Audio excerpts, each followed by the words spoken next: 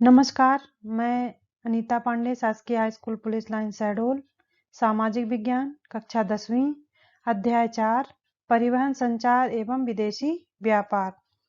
प्रतियोगी परीक्षा, बोर्ड परीक्षा हेतु महत्वपूर्ण वस्तुनिष्ठ, खाली स्थान, अति लघुत्तरीय, लघुत्तरीय प्रश्नोत्तर के बारे में आज हम अध्ययन करेंगे।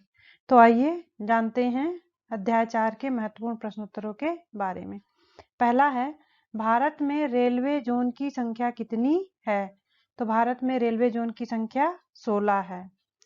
अगला, बड़ी रेलवे लाइन में रेल की दोनों पटरियों के मध्य की दूरी कितनी होती है? तो बड़ी रेलवे लाइन में दोनों पटरियों के मध्य बीच की दूरी 1676 मिलीमीटर होती है। भूमिगत रेलवे पथ मेट्रो रेल से संबंधित है। तो भूमिगत रेलवे पथ मेट्रो रेल से संबंधित कोलकाता है। गैस लाइन है, तो गैस लाइन हजीरा जगदीशपुर, ये जो है ये गैस पाइपलाइन है। मुंबई बंदरगाह के दबाव को कम करने हेतु विकसित बंदरगाह, तो वो है न्हावा शेवा। ये जो है मुंबई के बंदरगाह के दबाव को कम करने के लिए बनाया गया है। विदेशों में रह रहे लोगों से बात करने हेतु भारत में उपलब्ध दूरसंचार सेवा है। कौन सी है? ISD। ये जो है विदेशों में रह रहे लोगों से बात करने हेतु भारत में उपलब्ध संचार सेवा है। जिन उपभोक्ताओं के पास कंप्यूटर या इंटरनेट उपलब्ध नहीं है, उन्हें प्रारंभ की गई दूरसंचार सेवा, तो उसको क्या बोलते हैं? ई पोस्ट। अगला, आंध्र प्रदेश के कोरोमंडल तट पर सर्वाधिक सुरक्षित व गहरा बंदरगाह कौन सा है? तो विशाखापट्टनम जो है आंध्र प्रदेश के कोरोमंडल तट पर सर्वाधिक सुरक्षित व गहरा बंदरगाह है। स्थानीय पत्रों के प्रेषण हेतु बड़े शहरों में लगाई गई पत्र पेटियां क्या कहलाती हैं? क्या बोलते हैं उनको? Green channel. अगला है, सभी राज्यों के राजधानियों में डाक छांटने व प्रेषण हेतु उपयोगी चैनल का नाम क्या है? तो उसको बोलते हैं राजधानी चैनल। इंटरनेशनल नेटवर्क का संक्षिप्त नाम क्या है? तो इंटरनेशनल नेटवर्क का संक्षिप्त नाम इंटरनेट है। अगला है हमारा, विदेशी व्यापार से आशय एक देश का अन्य देशों में वस्तुओं का संबंध किससे है? तो वो है आदान और प्रदान। यानी विदेशी व्यापार में एक देश दूसरे देश से वस्तुओं का आदान प्रदान करते हैं। स्वतंत्रता प्राप्ति के समय भारत का विदेशी व्यापार किसका स्वरूप लिए हुए था? तो स्वतंत्रता प्राप्ति के समय भारत का विदेशी व्यापार औपनिवेशिक व्यापार लिए हुए था। 1992 की घोषित आयात निर्यात नीति ने किसको काफी आसान बना दिया? तो 1992 की घोषित आयात निर्यात नीति ने लाइसेंस प्रणाली को आसान बना दिया। कोलकाता से 125 किलोमीटर दूर कौन सा बंदरगाह विकसित किया गया है? तो कोलकाता से 125 किलोमीटर दूर हल्दिया बंदरगाह बनाया गया है। इंडियन एयरलाइंस का मुख्यालय कहाँ है? तो इंडियन एयरलाइंस का मुख्यालय दिल्ली में है। दूरदर्शन में विज्ञापन सेवा कब प्रारंभ की गई थी? तो दूरदर्शन में विज्ञापन सेवा की शुरुआत 1956 में हुई थी। वर्तमान में रेडियो प्रसारण सेवा का नाम क्या है? तो वर्तमान में रेडियो प्रसारण सेवा का नाम आकाशवाणी है।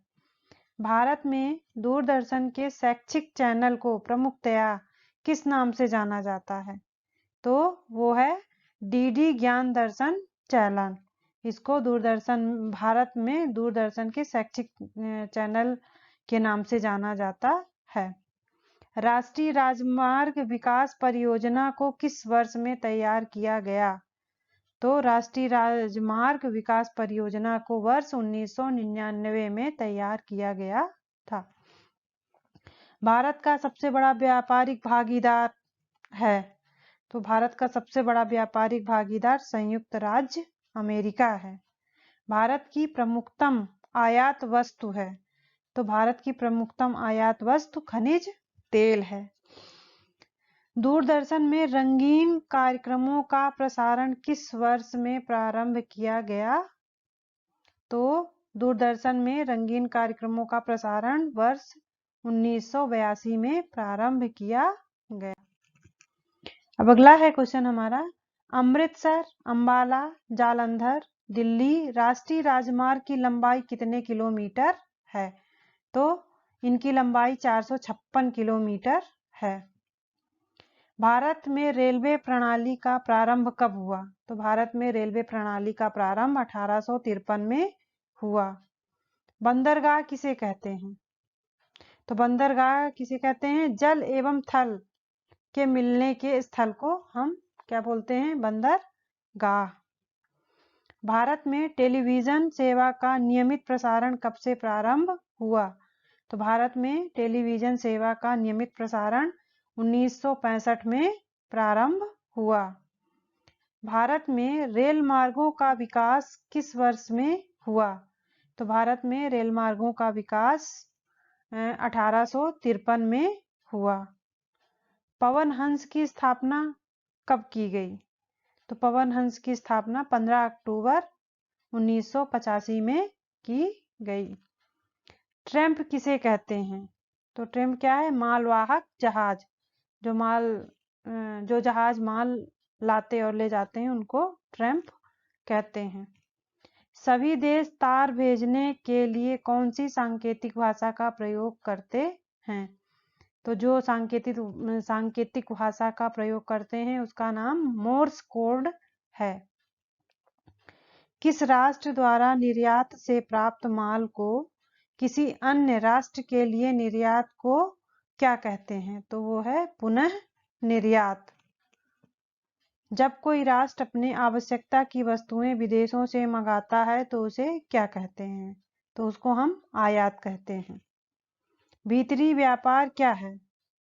एक ही तटीय खंड में उपस्थित पत्तनों के मध्य जो परस्पर व्यापार होता है उसको हम भीतरी व्यापार कहते हैं। ई बिल पोस्ट क्या है? जहां विभिन्न सेवाओं के भुगतान की सुविधा एक ही स्थान पर उपलब्ध होती है उसको हम ई बिल पोस्ट कहते हैं। तो इस तरह से अध्याय 4 का जो हमारे महत्वपूर्ण प्रश्न उत्तर हैं तो वो बता दिए गए हैं। धन्यवाद।